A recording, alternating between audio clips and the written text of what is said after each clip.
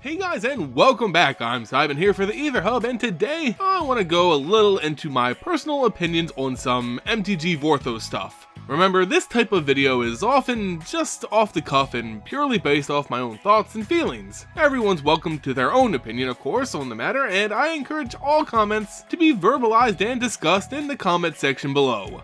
So what's the topic for today? Well, it has to do with new Planeswalkers seemingly being benched for story purposes in Magic the Gathering.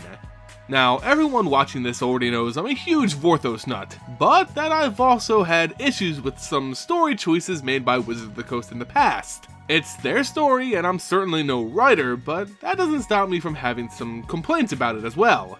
Chief among those complaints has been what I feel is a complete disregard to the stories and development of new Planeswalkers in MTG. Every new set we seem to get at least a few quote-unquote native Planeswalkers. These are new characters usually native to whatever plane's featured. Though the plane itself in a story sense could be going through some major crisis, and this native Planeswalker is built up as a powerful defender of their home, it's not uncommon that they kinda just fall flat, and basically end up doing nothing. Arlinn Kord is a perfect example of this. As we returned to Innistrad to face the mysteries of big players like Sorin Markov and Nahiri, we were introduced to the first werewolf Planeswalker, Arlinn Kord. She was featured in one of the first stories for the block, which really launched the entire mystery and allure of Shadows over Innistrad, and it really felt like she was going to protect her home and her people.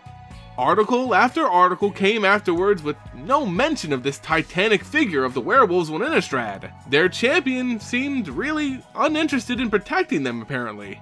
We did get some backstory on her, but there continued to be a lack of progressive development of the character. So much was going on with the people and angels going mad, and the eventual discovery of Emrakul, but still, werewolves only showed up as monstrous cameos to attack the real heroes. Even in the final attacks on Emrakul and its brood, Arlinn Kord was nowhere to be seen except for maybe as a flyover reference, which I thought was a complete disgrace to her character. Of course, this was only one example, but don't forget the long laundry list of forgotten Planeswalkers who Wizards just didn't feel the need to develop.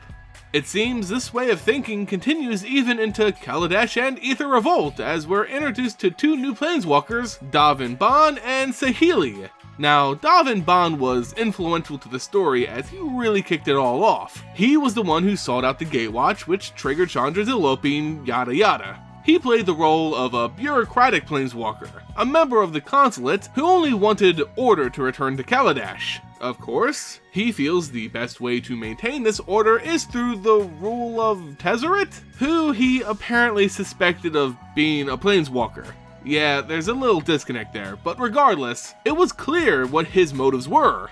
The Consulate represented order, the Renegades chaos. Stop the Renegades and bring about order. Simple enough. Despite his unique powers to, quote, see flaws, Dovin turned out to be more of a nuisance than a real threat. No one of the Gatewatch was ever like, "Oi, we gotta take out Baan!" Don't ask me why they have an Australian accent now. Even though Dovin led the attack on the Aether Hub and sabotaged the Hope of Giapur more than most one-off Planeswalkers get to do, he still felt like a pencil pusher, the manager making things move more than an actual threat. Maybe this was intentional though, because through his ideology, it's clear Dovin isn't actually a villain. He's doing what he thinks is best for the plane in his home, but he won't go breaking the rules or taking unnecessary lives, putting him in a different category than Tezzeret, for example. Overall, out of the Planeswalkers for Kaladesh, Dovin Baan was definitely the most interesting.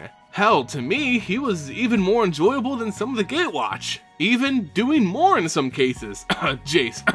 But still, Wizards had to sour the character by giving him one of the worst endings I've ever seen. After Tezzeret falls and the plans are ruined, Dovin Baan just disappears. Apparently planeswalking away and no one can find him.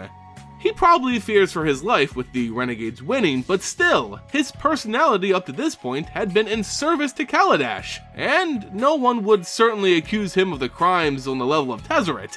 So why leave Kaladesh at a time when it needs his structuring the most? It just felt incredibly unfitting, yet, unfortunately, becoming of Wizards of the Coast. Yet still, that didn't bother me that much. I'm all for having expendable planeswalkers used to progress a story, and that's fine, but my real issue comes with how they went about the other planeswalker, Saheeli Rai. Now, she's a cover planeswalker for the set. Kaladesh was literally advertised using Saheeli Rai. We haven't really got much in terms of a backstory, but still, she was set to be a huge character for the story, right? Well, not exactly. Even Mark Rosewater straight up said she would play only a minor role in the lore to come, and boy was he right on the money there. When I praised Wizards for giving Dovin Baan the minimal exposure they did, it absolutely eclipses what Saheeli Rai got across Kaladesh and Aether Revolt. What did she do as a character, honestly? She was friends with Rashmi, the inventor of the Planar Bridge, and rescued her with the Gatewatch's help, and she fought some random Thopters during the Renegade's attack on Tezzeret's Spire. That's basically it. She even turned down an opportunity to join the Gatewatch, stating in a single line, Kaladesh is gonna need her after this. Huh, Dovin Baan should have been thinking that as well. But anyway, Saheeli was one of the most disappointing aspects of this block, to me in terms of the story. She was the face of a set, yet ended up doing very little and having almost no personality or history for players to latch onto, even though she's one of the few planeswalkers from this block to actually become prominent and standard.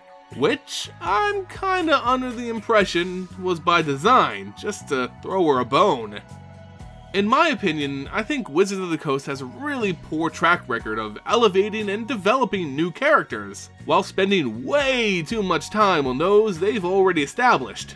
Eventually, the Gatewatch members are gonna get stale, and people are gonna want the next Saheeli or Arlinn Kord to actually matter, and you won't be able to brush them aside so easily. I understand they're trying to set up a more cohesive story, which centers around a smaller cast of recurring figures. But this isn't a television show. This isn't a movie, at least not yet anyway. When you have a game that literally goes to different worlds, your options are endless. But it seems they've purposely limited those options. Anyway, those are just my personal thoughts and feelings on this matter. Remember, this video is designed to stimulate a conversation, so please leave your own thoughts in the comments below. If you enjoyed the video and want to support the Aether Hub here on YouTube, consider throwing it a like, sharing it with friends, and subscribing for more awesome MTG content. As always guys, thanks so much for watching, and I'll catch you next time here on the Aether Hub.